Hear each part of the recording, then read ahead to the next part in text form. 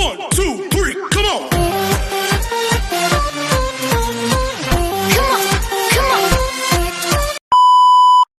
Hello beautiful people! Welcome back to my channel. This is your Mama Sam. Hola mga amigo, amiga, kumare at kumpare. Kamusta kayong lahat? Sana lahat po kayo ay okay at safe ngayong araw na ito. At syempre kung ako naman ang tatanungin nyo, nakikita naman ninyo ang beauty ng Mama Sam ninyo. Fresh overload pa rin, di ba? Ganyan talaga kapag umiinom ka ng maraming vitamin C plus kumakain ka ng maraming banana. Dahil sa banana, mas nakakaloka ang ganda ng Mama Sam ninyo. Charot! So, kamusta naman kayong lahat? Sana lahat kayo ay okay na okay ngayong araw ng syempre Wednesday. So, happy Wednesday sa atin lahat ng bonggang-bongga. At hindi lang yan. Syempre gusto ko rin magpasalamat sa walang sawang tumatangkilik dito sa Mama Sam Vlog. Araw-araw, lagi-lagi. Maraming salamat po sa pagmamahal at support na binibigay ninyo. At syempre sa lahat naman ng makasolid na Mama Sam dyan na laging tumututok dito. Araw-araw, maraming salamat guys sa inyong lahat. Kaya naman ngayong araw na to, marami akong hatid na chika sa inyo na oh my gosh, magtataas ang kilay ninyo ng bonggang-bongga sa mga pag-uusapan natin ngayon. Kaya guys, huwag na nating patagalin ang ating mga chika. So para sa una natin chika, eto nga. So bagong hurado dito sa MGI All-Stars, si Avina Acuva. So anong masasabi mo dito, Mama Sam? Well, ang masasabi ko ay bongga dahil syempre inimbitahan ni Mr. Nawat na maging hurado itong si Vina dito sa MGI All-Stars. And then ang gusto ko kasi kay Avina, very legit. Alam mo yon na parang kung paano to magbigay ng judging sa mga candidates ay talagang sigurado ka. So, mabait si Avina, mahal niya mga Pilipino at higit sa lahat talaga isa siya sa mga nakita ko dito sa MGI All-Stars na magaling na hurado. Kaya may tiwala ako kay Avina and naniniwala ako na makakapili siya ng kandidata na pwede talagang manalo dito sa MGI All-Stars ng sapat, di ba? So, hindi ko lang alam kung si CJ Opiasa ba ay magiging hurado din dito sa MGI All-Stars. But I hope na sana isa sa mga Miss Grand natin, no, na from the Philippines ay maimbitahan. So ako maasa ako na si CJ Opiasa ay iimbitahan ni Mr. Nawat bilang hurado dito sa MGI All-Stars. So waiting ako dyan kung kailan yan i-announce, di ba? But hindi pa natin alam. Wala pa namang kumpirmasyon. But umaasa ako na iimbitahan ni Mr. Nawat si CJ Opiasa. So yan. At exciting yan. So kay Avina, congratulations and good luck. And then para naman sa sumunod natin chika, eto nga, syempre speaking of MGI All-Stars, si Pusha Ann Ravina ay umabot na ng 1.3 million ang views niya dito sa MGI All-Star Invitation. So talaga namang bongga kasi, di ba? Parang nakakaloka, parang 1.5 million. So ito ay patunay lang ni Pusha na malakas siya sa competition, o di ba? So ako, ang masasabi ko diyan, maganda yan, magandang pangitain. So ibig sabihin, kaya ni Pusha na makipagsabayan dito sa mga candidates in terms of beauty, syempre performance, and then yan, follower, di ba? So tingnan naman ninyo yung views niya. Paano naman kasi eksena naman kasi talaga si Ate Pusha habang alam mo yun, ini-introduce niya yung sarili niya ay talaga namang bongga. So I'm happy dahil pinatunayan niya sa sarili niya na isa siya sa mga malakas na kandidata at good job, di ba? Job well done. At excited ako dyan. At para naman sa sumunod natin, chika, Nicole Cordobes, Mama Sam, umaasa ka ba na magbabalik siya sa mundo ng pageantry or dito sa MGI All-Stars? So tingin mo may pag-asa kaya siyang sumali sa Miss Universe Philippines? Nicole Cordobes. Happy birthday, Nicole Cordobes. To be honest ako kay Nicole Cordobes, hindi ko inaasahan o hindi ako umaasa na babalik siya sa mundo ng pageantry. Parang feeling ko tapos na siya sa pagiging first runner-up niya bilang Miss Grand, no? So kung iisipin mo, sayang no? First runner-up is a first runner-up. Pero, ayun nga, hindi ko nakikitaan na babalik siya or magkukumpit kahit sa Miss Universe Philippines. Nako, Ako nga hinihintay ko nga siya sa Miss Universe Philippines magbalik siya kasi alam mo yon, feeling ko malakas ang magiging laban niya kung sakaling sasali siya.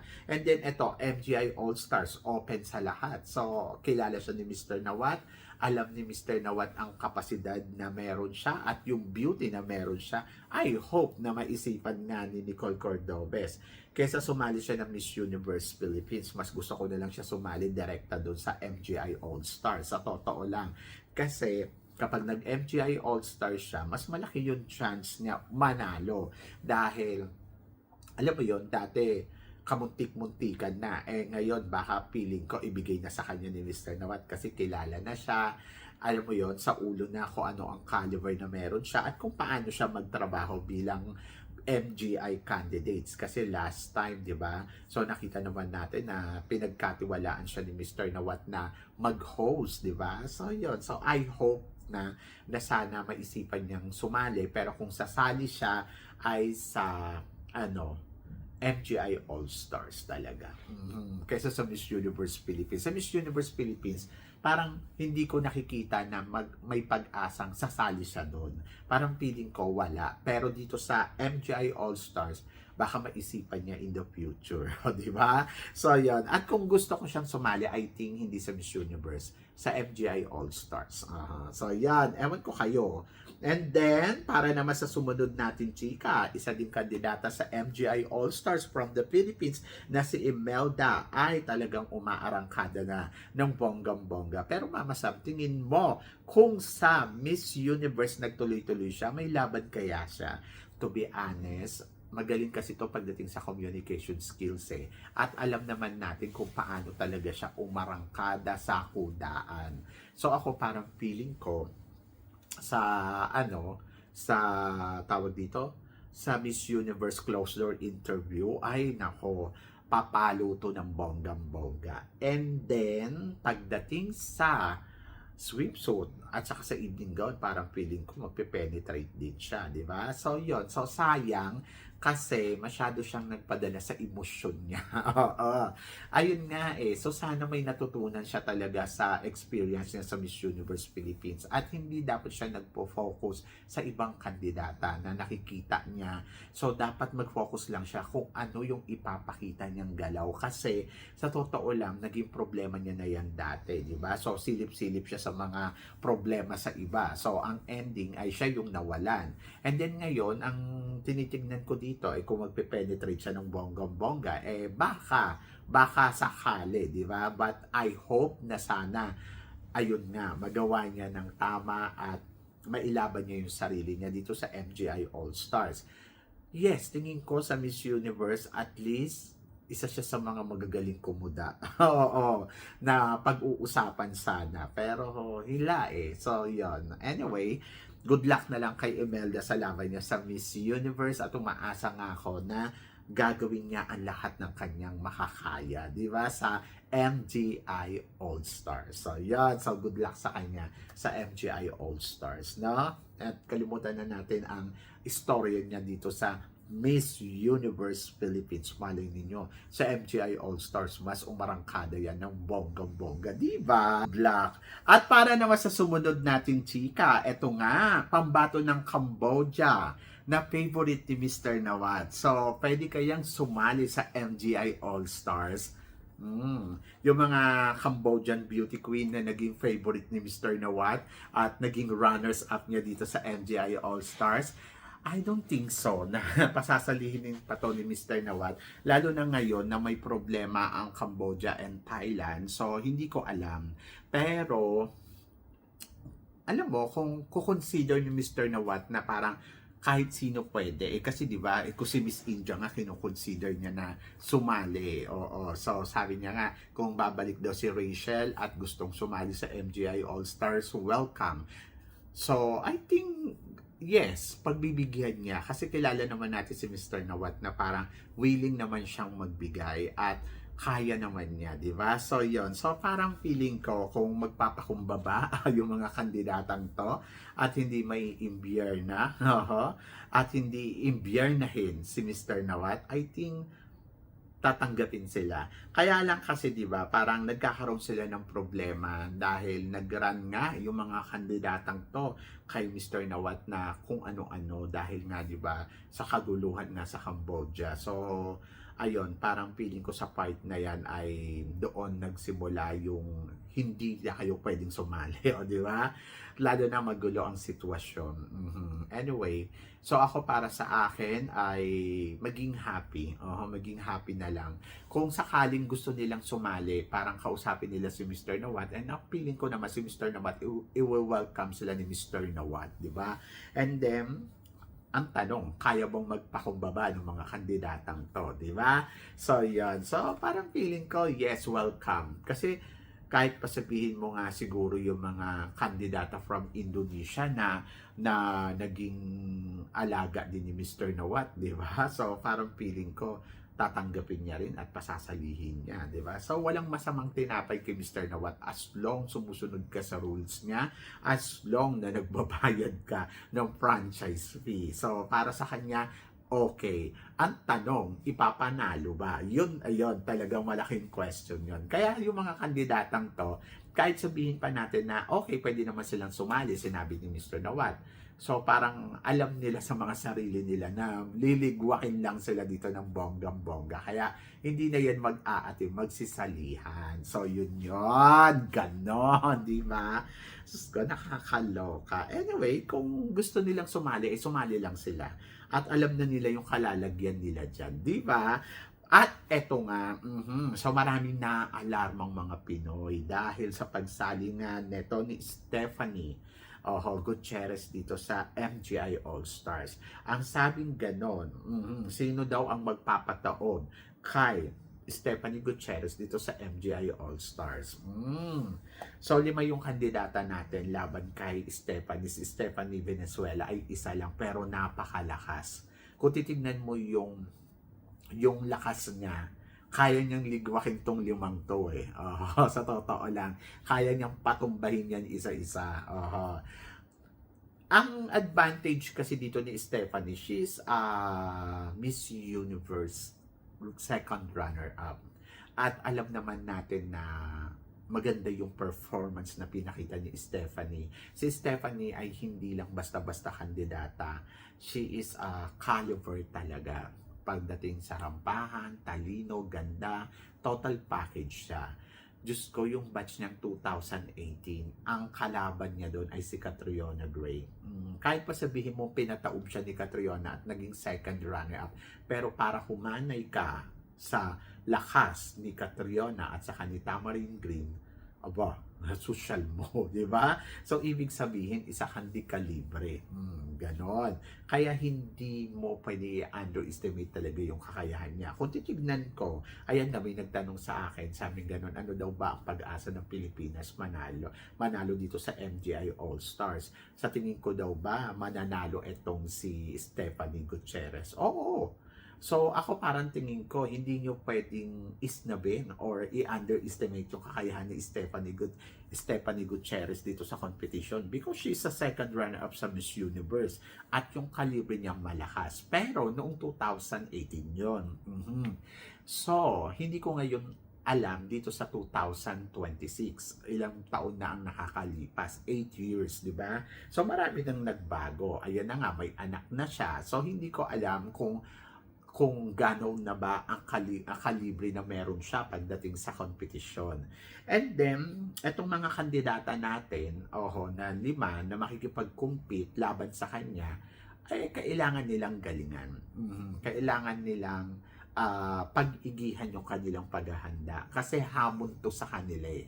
Yung hamon na to, ito yung magpapanalo sa kanila sa competition. Gagawin nila dyan, i-take advantage nila yung hamon na yan at gawin nilang malakas yung sarili nila.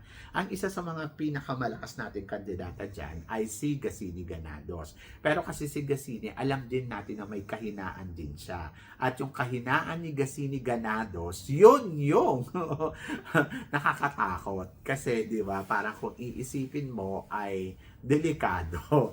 Pero pagdating sa ganda, trampahan, ayun, may laban si Gassini. ayun lang, pag kumuda na si Stephanie, ayun lang, baka doon tayo madali.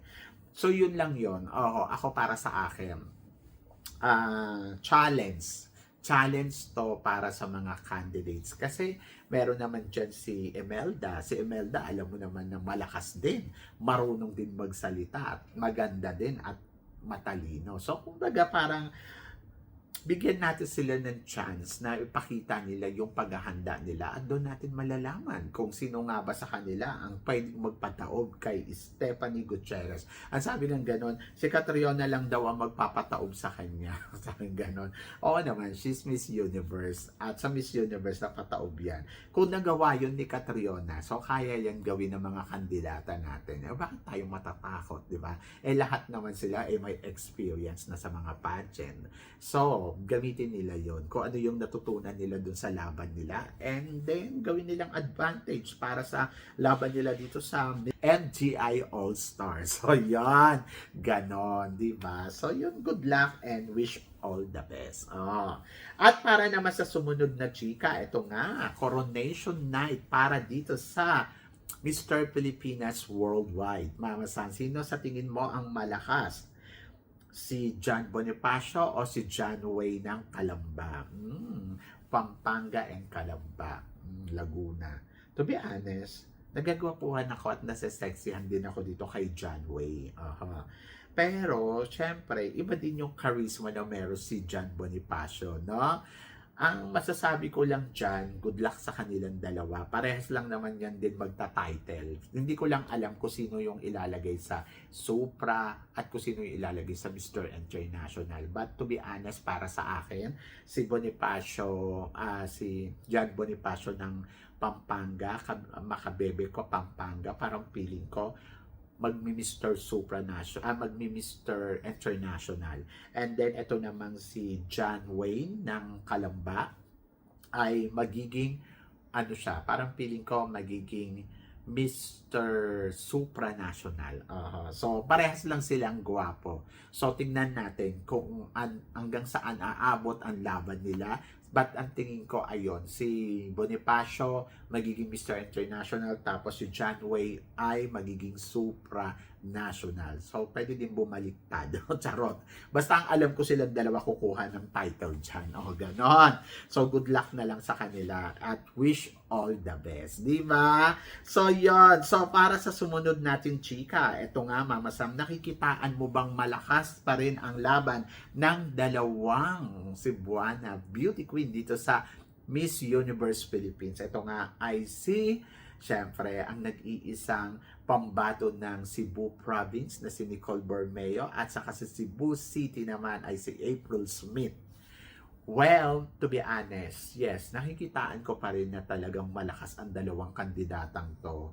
So, either na sabihin natin na si Nicole ay naggewang-gewang yung kanyang communication skills, pero panalo pa rin yan. Oo, hindi pa rin mawawala na, alam mo yon na pwede siyang manalo dito sa competition na to. At ganun din sa April Smith. Parehas silang malakas. Parehas kong nakikitaan na pwedeng magkaroon ng corona sa Miss Universe Philippines.